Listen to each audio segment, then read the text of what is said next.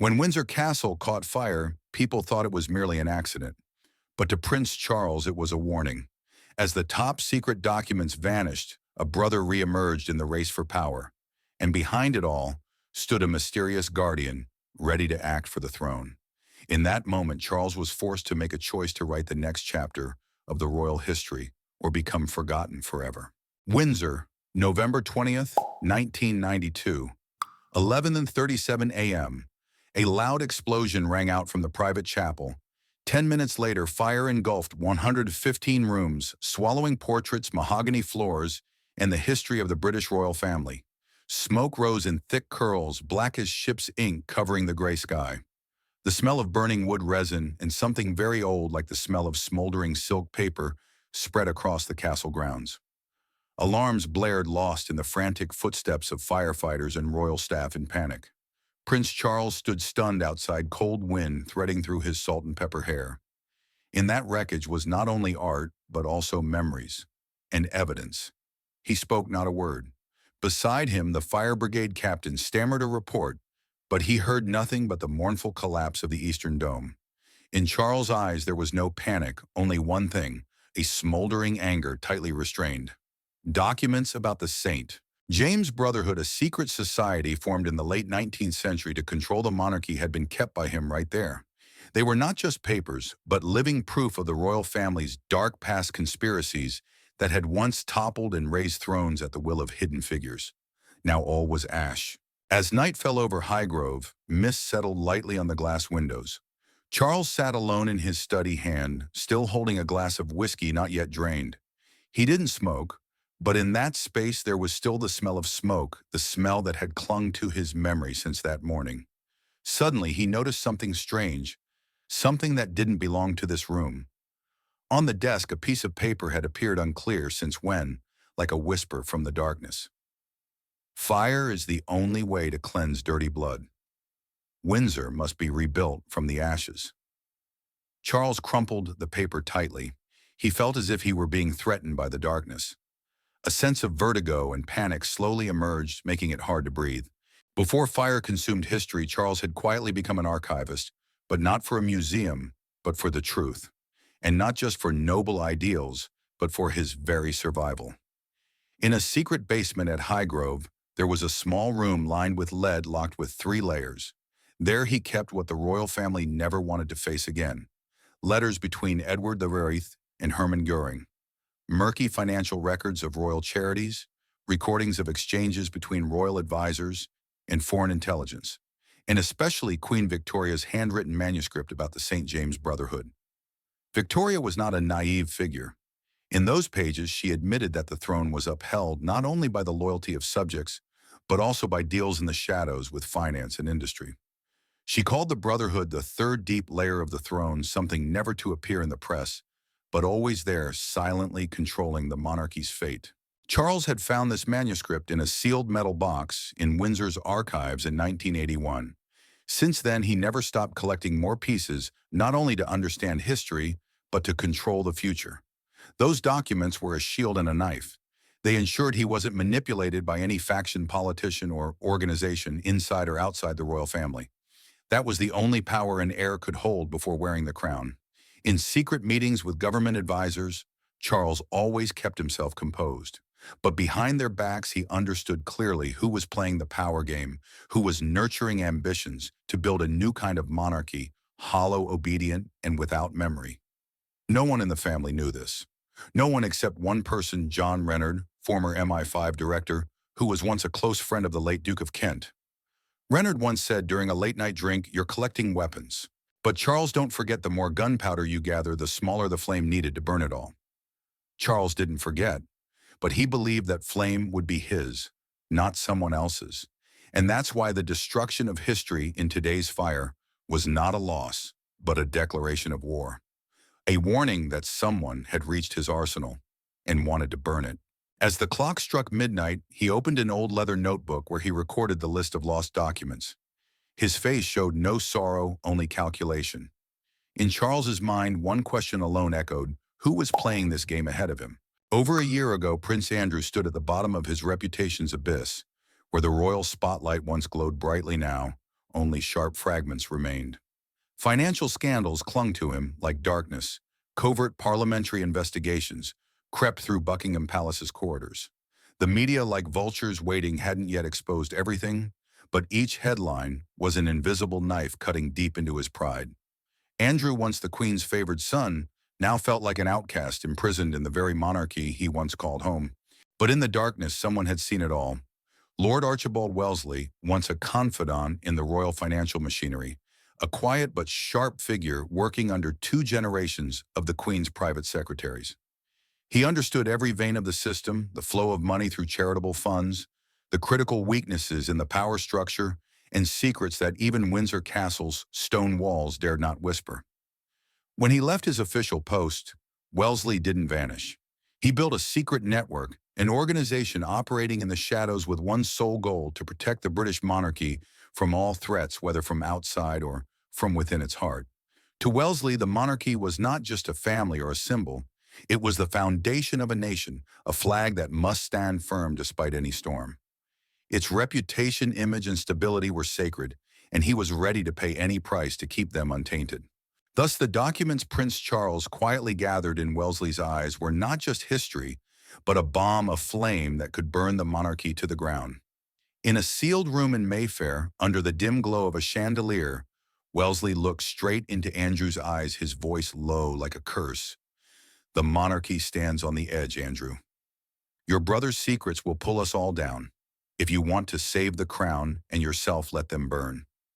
Andrew, with a heart heavy with guilt and hope, heard those words as a promise of redemption. He didn't see himself betraying Charles. He saw himself saving the monarchy from collapse, erasing the past to pave a future unhaunted by shadows. But he didn't know that in Wellesley's hands he was only a torch lit to burn the truth, and perhaps himself too. In a private meeting at Claridge's hotel, he invited Andrew to sit. No threats, no beating around the bush, he offered a choice. Wellesley slid a thick dossier toward Andrew. Inside were detailed missteps, every figure, every transaction. If leaked, they would completely destroy what remained of Andrew's public career. He poured wine, his voice slow but certain. "You're being pushed to the margins. I cannot let the throne waver because of history-digging games. If you help me remove the danger from Charles, I will help you return. We both have what the other needs." Andrew leaned back, not responding.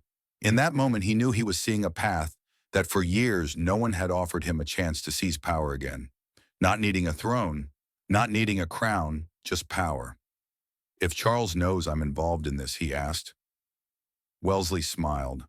"Charles keeps secrets that could topple the monarchy. I'm just a loyal servant wanting to protect this legacy.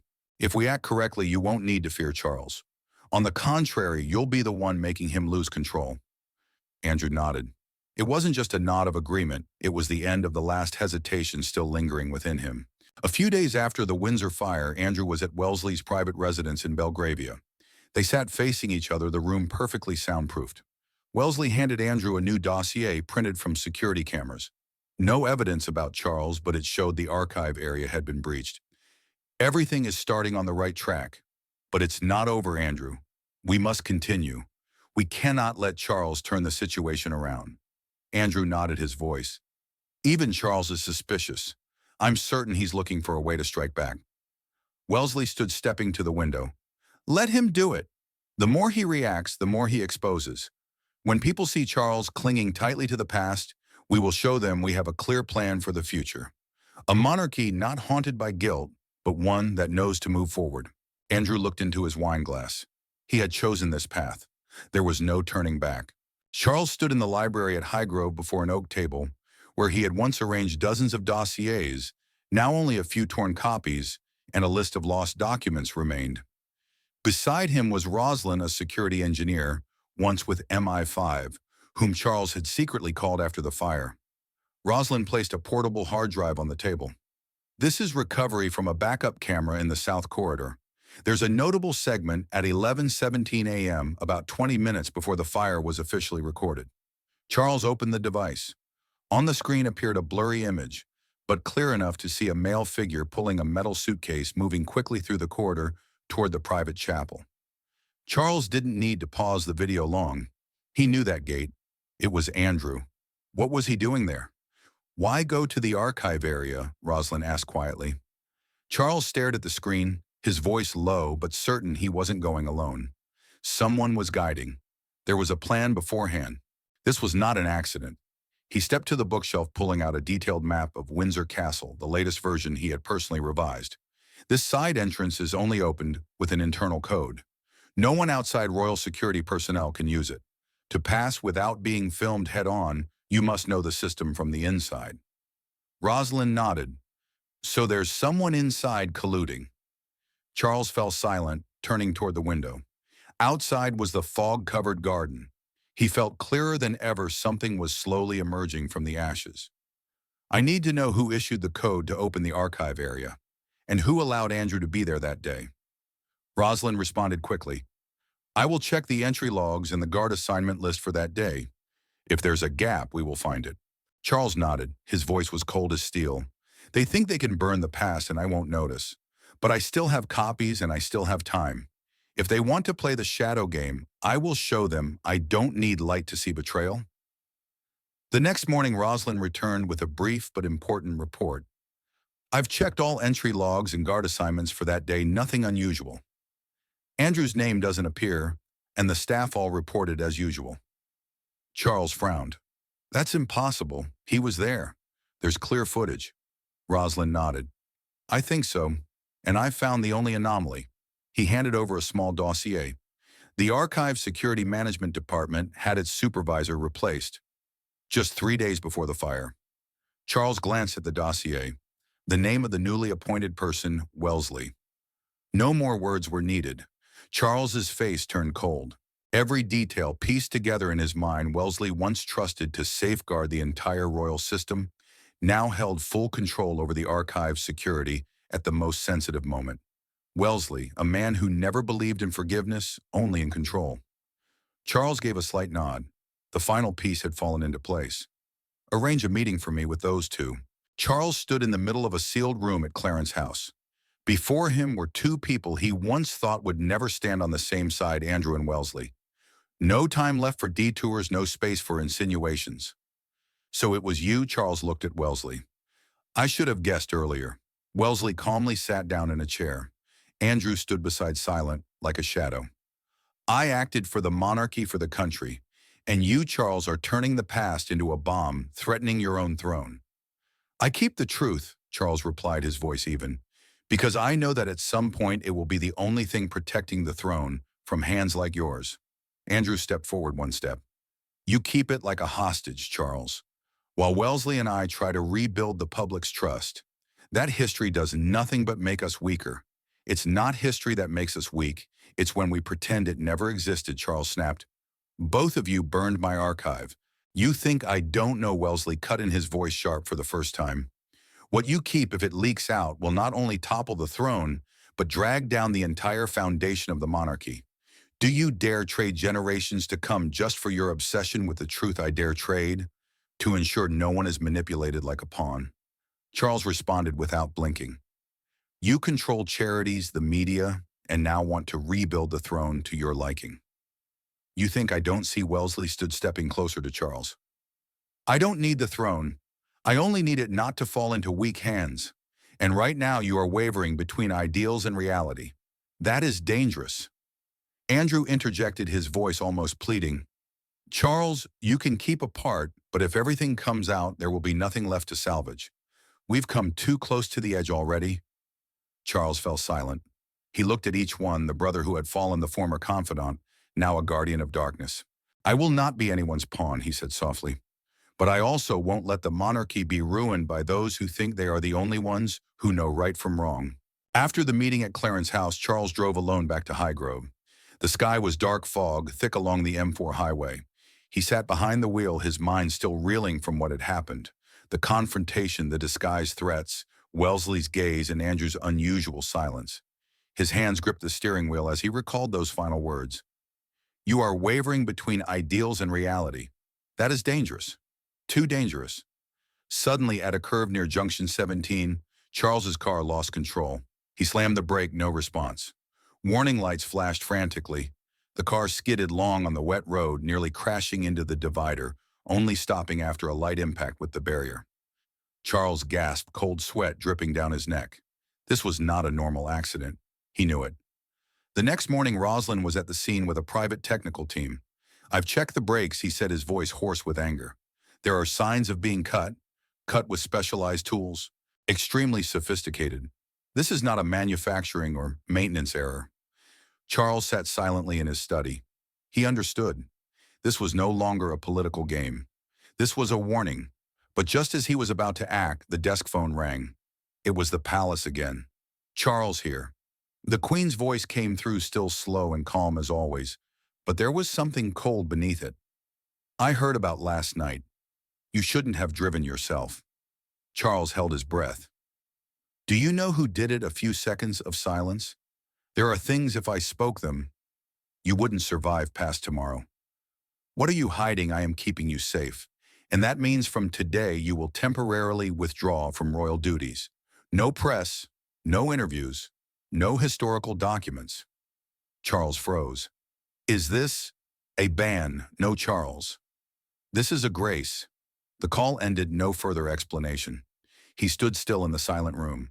Outside, rain began to fall, not rushing, but in heavy drops like words left unsaid. Early morning after the accident, Charles sat in his study at Highgrove, the glass window still streaked with rainwater from the night before. He hadn't slept. Everything replayed in his head: the sharp curve, the dry screech of tires, the light collision that nearly stopped his heart, and the call from his mother, calm, precise, as if she had known in advance. "I am keeping you safe, and that means from today you will temporarily withdraw from royal duties." Not a comfort, a sentence cloaked in the guise of love. By midday, a delegation from Buckingham Palace arrived, unannounced. They brought administrative documents for temporary suspension of official representation, a handwritten letter from the government suggesting rest for health, and a security recommendation to avoid contact with the media. No one threatened. No voices were raised. Only light nods and polite smiles, as if they were visiting a patient suffering from psychological trauma. Charles didn't sign, but he didn't resist either. When they left, he sat silently in the afternoon shadow. The fireplace didn't burn. The room was cold, like a discreet crypt for honor. In his mind echoed Rosalind's voice from that morning. "The brakes were cut with professional tools. The cuts are very clean. It must be someone in the field, possibly someone with experience in the military or high-level mechanical engineering." He had thought only Wellesley was ruthless enough to act like that. But then he recalled his mother's tone.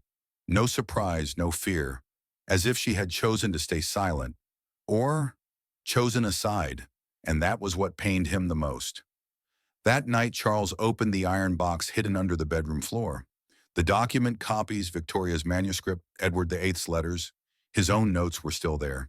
Each page was like a red-hot coal still burning in his heart. They were a legacy, or a curse. He had thought he kept them to protect the monarchy, but now he wasn't sure. Perhaps he kept them to protect himself from oblivion, from being erased from the power game he always believed he understood best. The fireplace was lit again. The red flames reflected in Charles's eyes. He muttered to himself, "If they're scared enough to have to kill me, then I was right." But then another thought crept in. Or I have gone too far. In a war with no right or wrong, was he still the one holding the flag for truth? Or had he become a stubborn man clinging to power like an illusion? Outside the window, the night wind blew through the tree branches like a whisper. Charles no longer knew whether he should be angry, afraid, or sorrowful. He only knew one thing: the flame within him hadn't gone out. But now it no longer flared with resentment, but with a craving to understand who truly was the one holding the final chess piece.